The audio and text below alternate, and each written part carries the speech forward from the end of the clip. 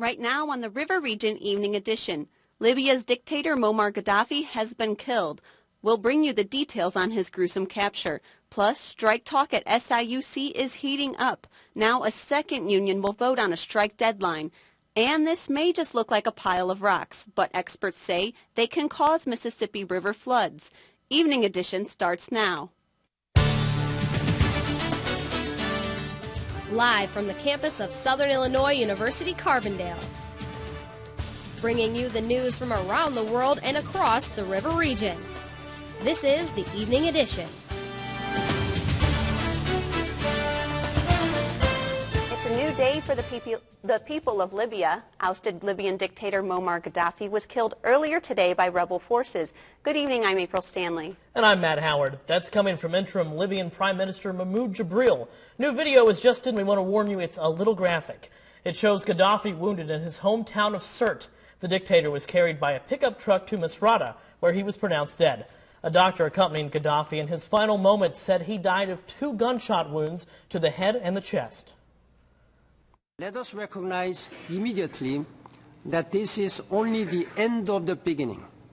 The road ahead for Libya and its people will be difficult and full of challenges. A Paul Simon public policy poll shows President Obama would win his home state if elections were held today. The Simon poll shows Obama beating each of the top 4 Republican candidates. The president did the best against Rick Perry and the worst against Mitt Romney. But in general, the poll showed barely half of the people in the state approve of Obama's performance in office, and even less approve of the way Democratic Governor Pat Quinn is running the state. I think the number one thing that will help the president win re-election is that the economy needs to turn in a stronger performance between now and next fall.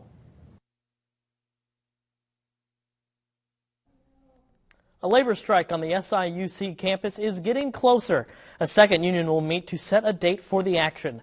The Graduate Assistant Union will meet this Monday. This is after the non-tenure track faculty decided to hold a meeting tomorrow to set a strike date.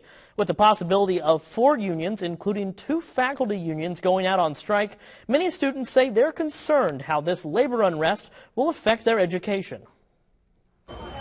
They have a relationship to build with their teachers, and if they bring substitutes in, it affects that. And they also can't fulfill the duties of what the teachers that were, paid to be here to do. It's still unclear on whether the Faculty Association and the Association of Civil Service Employees are going to hold similar meetings to set strike dates. Well, we saw some sun today, but the temperatures stayed on the cooler side. It sure did, but our weekend is shaping up to be just a little warmer, but a cool down once again tonight. Kristen Hafner is in now with a first look at weather. Kristen. It was nice to see that sun today, and temperatures are going to be starting to warm up, but that isn't going to happen this evening. Tonight we are going to have an overnight low of 33 degrees, and that's just barely above that freezing point, so we are going to be having a frost advisory during the overnight hours. Tomorrow morning we're only going to be warming up to 39 degrees, so it's still going to be very, very chilly, but we will be seeing the sun all day long.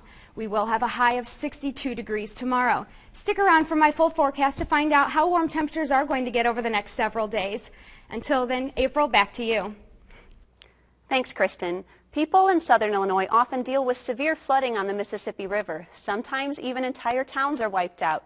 I spent time with researchers on the river who study this problem. They say floods are made worse by man-made structures known as wing dikes. If you've been on the Mississippi River, you may have noticed these structures, but not known what they are. They are called wing dikes. These are rock structures extending from the riverbank out onto the river channel. But what is their purpose? An SIU geology professor says 13,000 wing dikes in the Mississippi system serve as a navigation tool.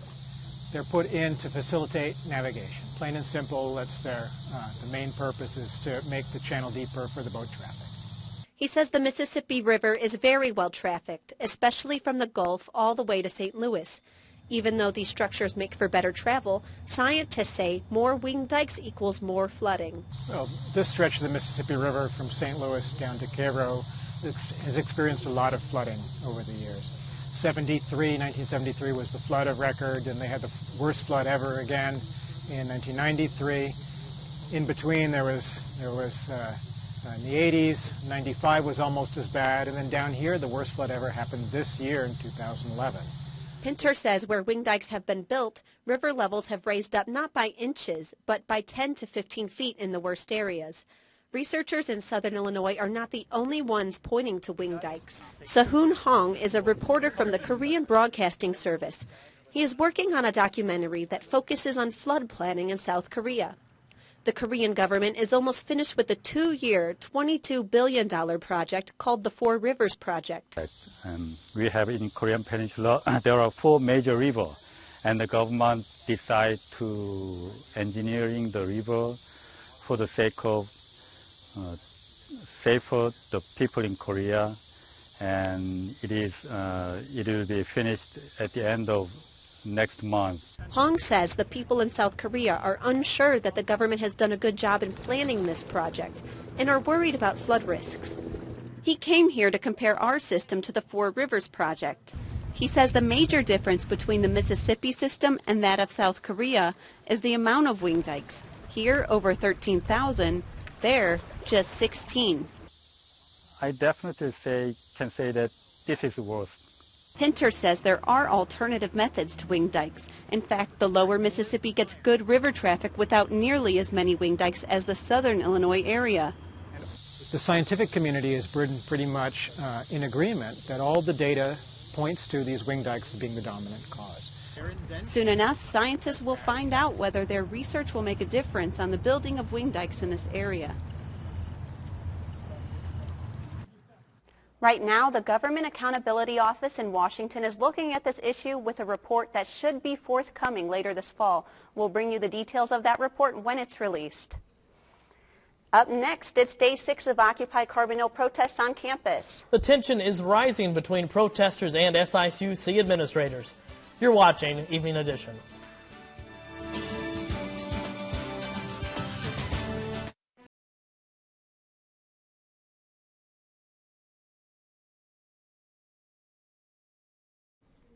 Southern Illinois is well known for its wineries and vast farmland. And along with land and the farm animals come the people who take care of it all. Evening Edition's Jim Johnson is here with the story of a rural artist. Jim. Professions like blacksmithing or horseshoeing may seem like a thing of the past. For one local man, it is a very real passion. It is early on a Monday morning in a small town just outside of Murfreesboro, Illinois. But one man is already hard at work. Meet Mike Pittman, a farrier, or as he is known to some, a horseshoer.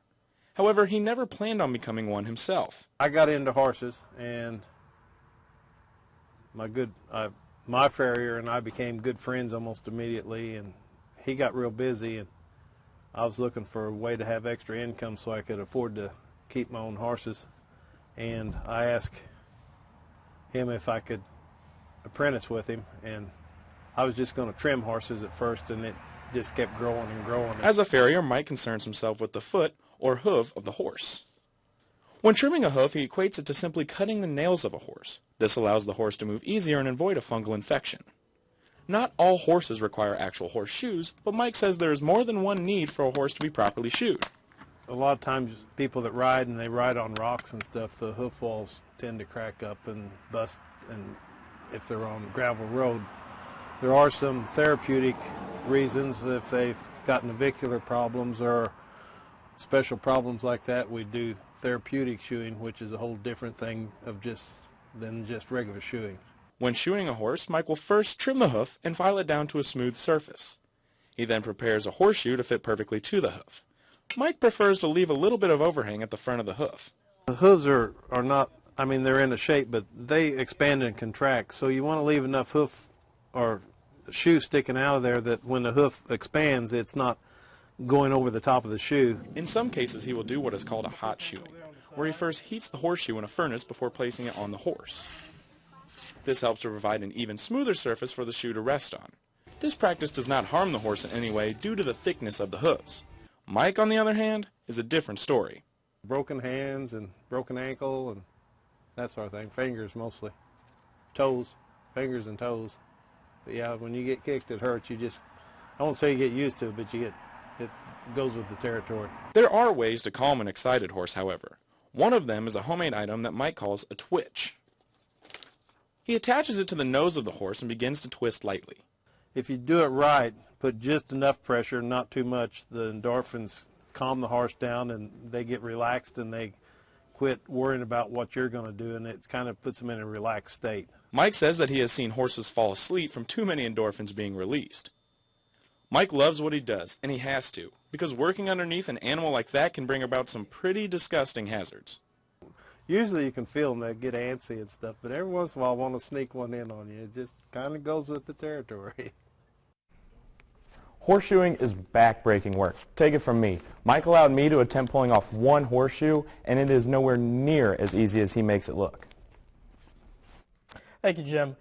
The SIUC police moved in. Now the individual tents of the Occupy Carbondale group are down, replaced by 2 open canopies. But some of the protesters today told Evening Edition that they are not happy with this arrangement. The university says protesters are only allowed to have easy-to-construct tents to protect themselves during bad weather, and they are not allowed to camp out overnight. The Occupy members we spoke with today say a legal agreement has not been made with university administration. So we loosely, orally agreed to something, not legally binding, nothing in writing, nobody signed anything. Some people said that they were present, but nobody signed anything in writing. Hanley Tejada says that protesters are not sleeping on campus, but discussions are ongoing about putting up more tents. Kristen Hafner is in next with your frosty forecast. And it was a mixed day on Wall Street today. Here are your closing numbers.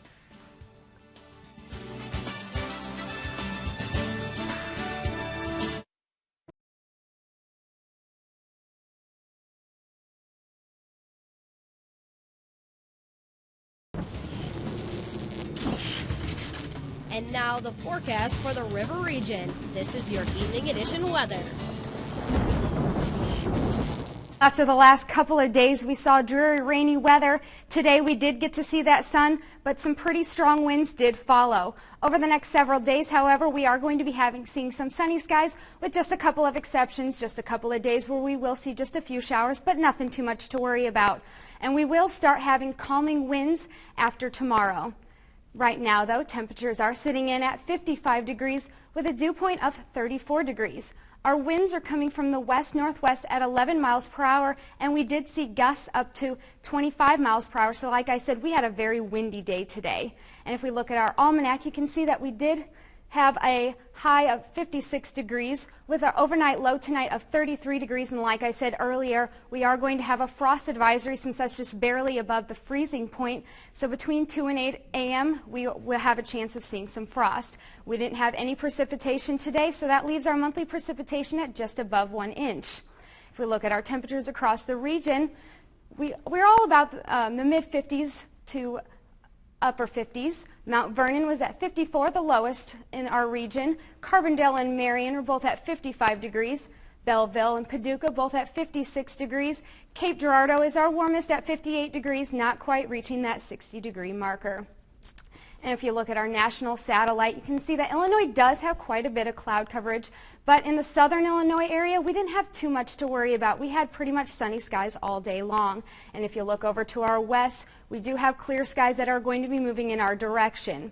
And if you look at our national radar, you can see that we didn't have any precipitation today, and we aren't going to be seeing any precipitation over the next couple of days. And if you take a look over to the east of Illinois, you can see those shower storms that we did see over the last couple of days, but those are going to continue moving to the east coast. Tonight, we are going to have an overnight low of 33 degrees with winds coming from the west at 7 miles per hour. And tomorrow, we are going to have a high of 62 degrees. Those winds are going to still be pretty strong, coming from the west-northwest at 10 miles per hour, but it will be sun shining all day long. Tomorrow night, we will continue to have clear skies, overnight low of 36 degrees, winds coming from the southwest. They'll finally be cooling down to just 4 miles per hour. And if you look at our 5-day forecast, Saturday we'll have sunny skies for the 3rd day in a row with highs of 70 degrees. Sunday we do have a chance of just a few showers with a high of 69 degrees. Monday and Tuesday we'll see that sun out with highs at 72 and 76. And Wednesday we do have a chance of showers once again, and the highs will be dropping down to just 62 degrees. Looking forward to that brief warm-up, though. Yeah, it's going to be nice over the next couple days. Thanks, Kristen. The St. Louis Cardinals now have a 1-0 lead in the World Series. And the SIU men's football team faces their toughest road test of the season this Saturday. Curtis Sheehan is in now with more sports. Curtis? The Saluki football team once again has another crucial game this weekend as they try to salvage their season. And will the St. Louis Rams newest edition finally be able to get the Rams their first win of the season? All that and more is next in sports.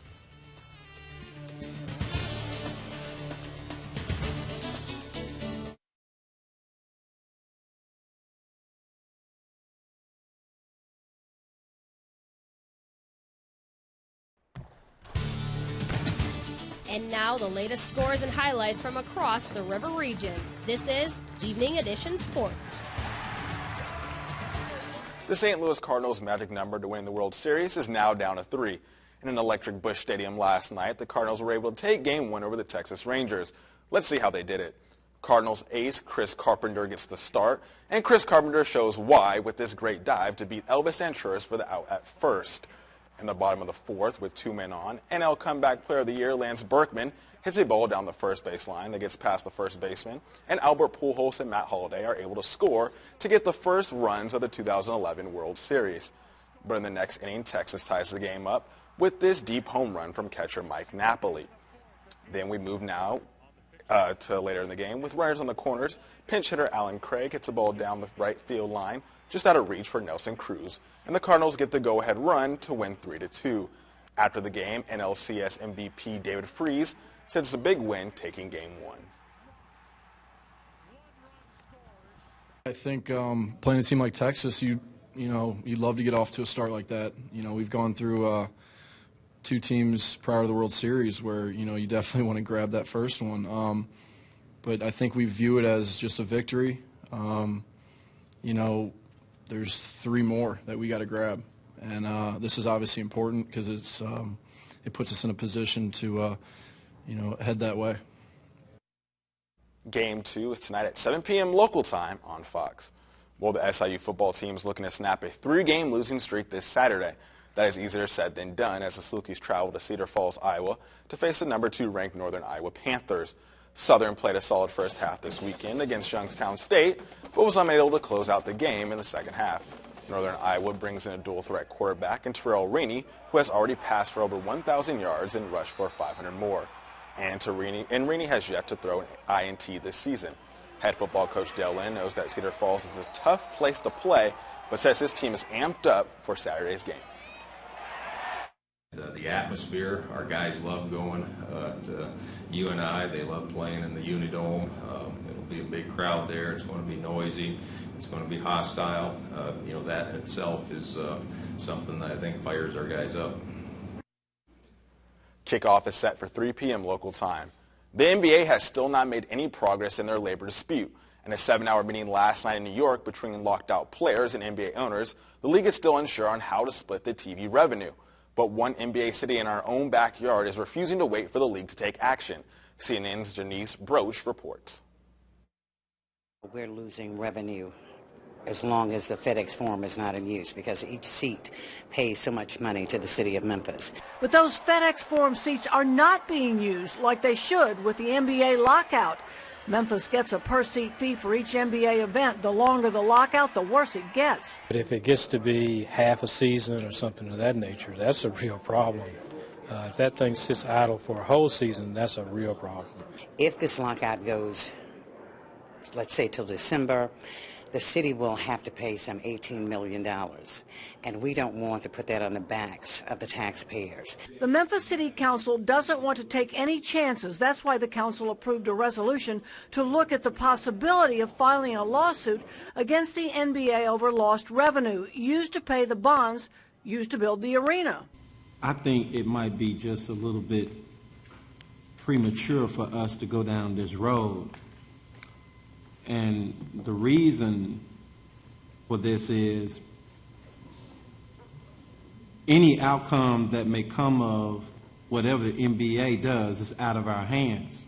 NBA Commissioner David Stern canceled the first 2 weeks of the season earlier this month when an agreement could not be reached with the Players Union. Memphis appears to be the first city with an NBA team to consider a lawsuit. The city of Memphis and Shelby County owe $250 million for the construction of the FedEx Forum, and there is no sign of when NBA games will begin. The gauntlet that is the St. Louis Rams schedule does not get any easier this Sunday. The Rams travel to Big D to take on the Dallas Cowboys. Dallas is coming off a last-minute loss to New England last week and look to improve over the winless Rams. St. Louis comes off a 3-touchdown loss to Green Bay, but looks to score more points this week with the addition of wide receiver Brandon Lloyd. Lloyd was acquired via trade from the Denver Broncos on Monday. So far this season, Lloyd has 19 catches for 283 yards, but no touchdowns. Kickoff is set for 3:15 p.m. local time. Alrighty, thank you, Curtis. Not a problem. Coming up, we'll preview some of the stories we have for you next week. And an announcement from State Representative John Bradley. We'll be right back.